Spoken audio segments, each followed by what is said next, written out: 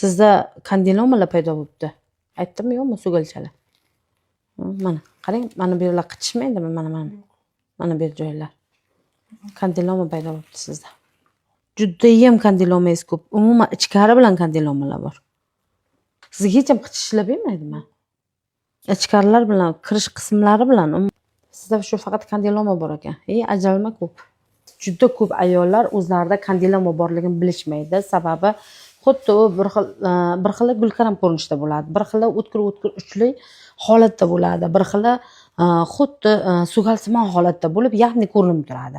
Lekin bu narsani to ayollarga bir shikoyat bermaguncha ayollar e'tibor bermaydi, bu narsaga qaramaydi. Lekin kandiloma bu yaxshi narsa emas. Aynan sizning qoningizda virus bo'lganligi sababli sizda aynan qin yo'llaringizda bu aynan faqat jinsiy a'zolar tomonidan chiqadi. Bu yerda asosan xotinda ham bu virus bo'ladi, lekin erkakda bo'lmaydi, hech narsa chiqmaydi. Lekin ayolda bu aynan kandiloma ko'rinishda, sugal ko'rinishda paydo bo'lib ko'rinadi.